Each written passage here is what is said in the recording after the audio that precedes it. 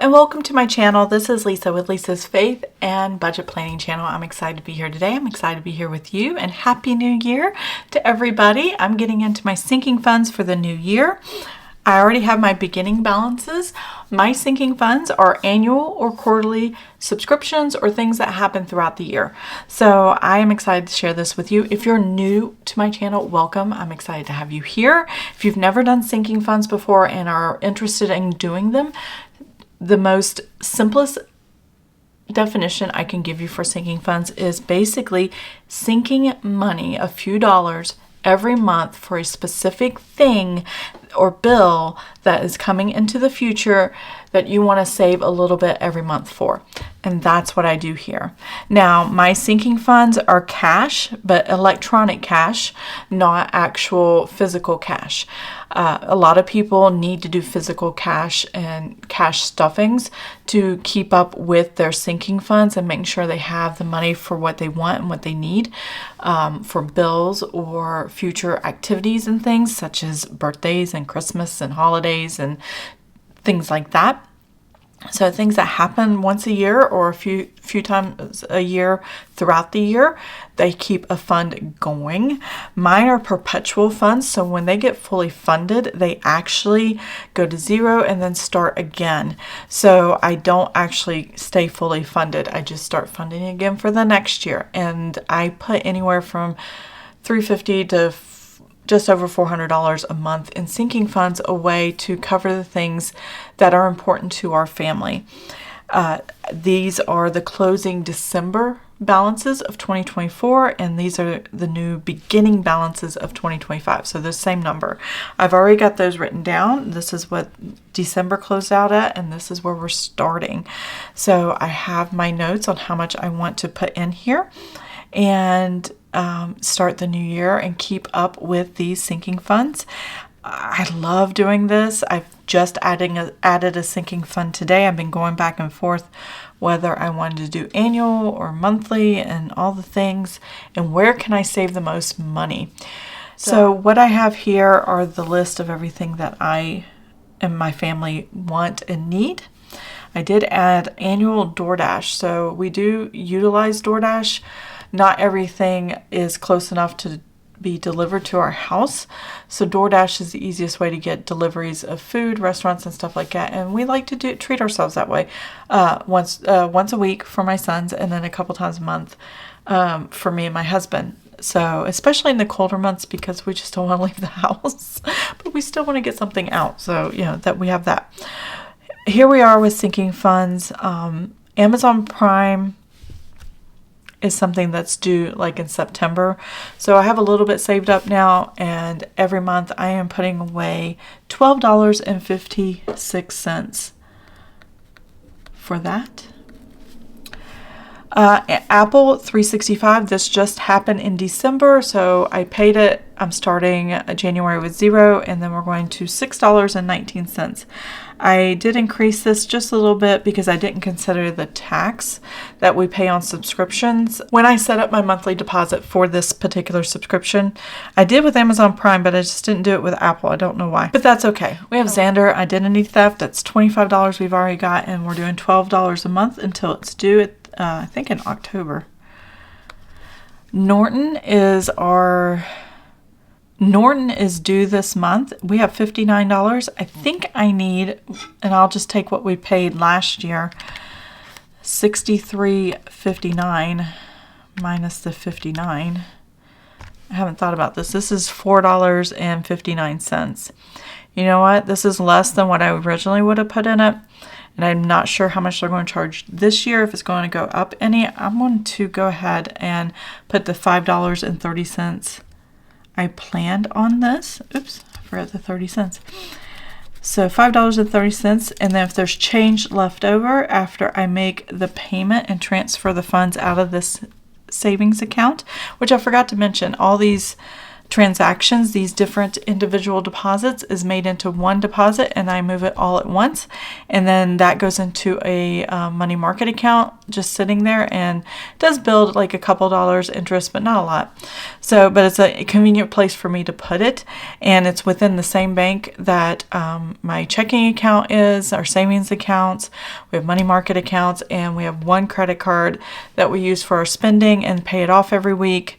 We only have a little bit of debt on it, but we don't pay any interest on that debt. So it works out pretty good here. So whatever adjustment I need to make going forward after the amount's been paid, then I will make that in February. So that works for me. Canva, I have 80. It's due in April, and I put $10 a month away. Epidemic Sound is music, and I have 24. I'm going to put $12 away. Home maintenance is one of those perpetual funds that never comes due. I just keep funding it and funding it. And if we need to make a service call for a plumber or electrician or anybody that needs to come out, do a delivery or whatever, I can use this for anything that is considered home maintenance. And I want to build this up because I wiped it completely out calling the plumber last month. Or this past month. So I do $50 a month for this. And then Orkin, which is our pest control, I do $47 a month for that. I come out and spray and put granules and all the things. Propane, we do have a propane tank for our fireplace for the winter to heat up the house. And that kind of offsets the heater because we have electric heat. And so it helps offset that cost. And I put $20 a month away for that. That's usually enough to cover everything that we need. Trash is coming due this month. So I saw the bill. I normally put $30 a month, but I already have $60 and the bill is $84.22. So I'm only going to put $24.22. And I'm going to go ahead, because it's an auto withdrawal, I'm going to go ahead and write the $84.22. And this is going to go ahead and be $0. So I know that's going to happen. I know Norton's going to happen. I just don't know exactly when. So I'll make adjustments later. Car maintenance. This is for our oil changes and anything else we need for our vehicles. And I like to build this up. Taxes and tags are also for my vehicles. I have a Nissan Armada that is 2013, and then we also have a Jeep Wrangler, which is a 2010. So they're older vehicles, and the property values are not that high on them. And so when we do our property taxes for the vehicles, that's when why the combined amount is like less than $250, I think. But if they were newer vehicles, it'd be a lot higher. So, and I'm just not ready to do higher taxes, and I'm not ready to do a monthly car payment. So, but I am putting away $20 a month based on what I had in this account or this line item already. And this is based on what we pay in taxes in 2024. So by the time June or July of 2025, when they come due again, I'll have enough to cover what the taxes are. Tax prep, $20 for somebody professional to go over our taxes. Birthday and Christmas, I always do $100 a month. And because I buy everything in November, December is the 1st. So I already had $100 in there. And then by next November, I won't have $1,200, but I will have $800-900. $300 we'll probably spend over the summer with one of my son's birthdays. So that's where that money comes from. Originally, I ended it there, and then it was dividends. I don't know how much dividends are going to be just yet, so we're going to leave that blank. I will add that in later, but I will add in $16 for DoorDash. So $16. And the plan is, because I did it like on New Year's Eve of 2024, New Year's Eve of 2025 is when it's going to come due again if we choose to keep it. And it does save us good amount of money per month based on how we typically spend with DoorDash. I've been using them since 2022. The reason this is 16 is because I already paid for a year and I used the sinking funds account to pay for it, $96. And simultaneously, I am saving up $96. So $96, starting in January, divided by 12 is $8. So I want to take $8 to save up all year every month to reach 96 in December in order to pay for the service again. And then I want to do another $8 on top of every month. So that'll be $8 twice a month. And I get $16 in order to pay back what I've just taken out. So that is the whole point of doing $16 in the new year of 2026, which I'm not ready to talk about yet, other than because it should be far away. That will change to $8 if the price does not change. So these are things I know that are going to happen. So if I actually ran the number here, $16 minus the 6, that gives me a negative 80. And the point of the negative 80 is to make sure this number is in balance with the savings account. So just because I added $16 in doesn't mean I'm out of the woods yet. I need to get this part paid off. So as you see through the year, this number will change by doing the $16. So the first 6 months of the year we'll be paying this back. Actually, the second 6 months of the year will be adding to this account to have enough to pay for the subscription at the end of the year. These are just the things you have to think through when you're making decisions on subscriptions. Yes, they seem like small numbers, $5, $6, $12, and they shouldn't hit your bank account and be that big of a deal, or not that large amount of money.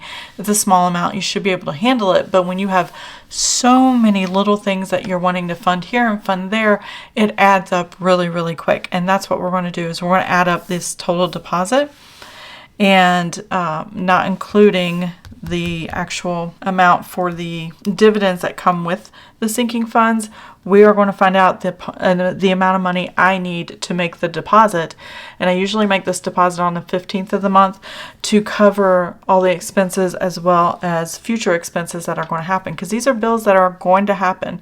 These are events that are going to happen. There's no way around it. So might as well just put the money away and sink it into this saving account, or you can use a checking account, or whatever type of account makes sense to you to kind of sink that money into and take care of what you need in the future. Because as soon as this money goes in here, to me, it's already spent. Even though I may not need it for quite a while, it's already spent in my mind. So I don't think of this as a way to, oh, if I need a few extra dollars here or there, I can take from here. No, you can't, because it has a purpose for the future. So I'm going to go ahead and total all these numbers up, and I'll be right back. You had me at so the deposit I need to make here in the check or in the savings account to make sure every line item is funded is $405.27. So that is what I have already put in my notebook in for my sinking funds when I need to pay. $405, because I did this early and wanted to make sure I gave you accurate numbers. And this is what I need here to be deposited. Later I'll come back and run the total for what the actual dividends were, because I like it to be as accurate as possible based on the bank account. But this number I need to know, so I'm going to write this separate, and then I'm going to show you where I put it back here as well. So back here I have that same $405.27 is the actual for the sinking funds. Now that I know more information of what I needed to do for the month. And if this needs to change, these are erasable pens, I can change it again for the actual, but I don't think I'm going to make any other changes for the sinking funds. This is just me setting it up, and I have a pretty good idea of where we're at. So that works out pretty good. And here for setting up the sinking funds. Now, once I know exactly how much the Norton is going to be when it hits the bank account, I'll write that number in, and then we'll do an ending balance at the end of the month plus the dividends.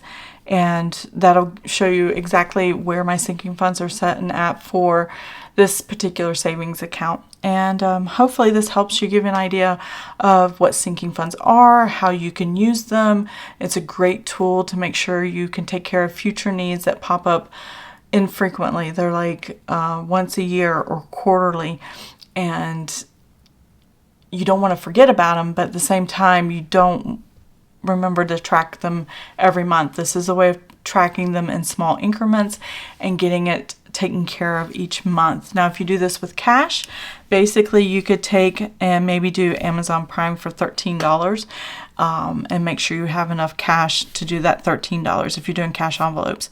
And then I would do $6 or no, I don't know, would you do $6 or $7? But however you decide to round that number, and then you can do $6 and then just take the change when the time comes. $12 here, I would do $5 there maybe, or round it up to 6, 10, 12, just take the change out. And the only reason this has changed is because I got the bill and I already know how much the bill is, and that's the bill itself. So every quarter I will change what this amount is from the $30. It'll be $30, and then what the actual is.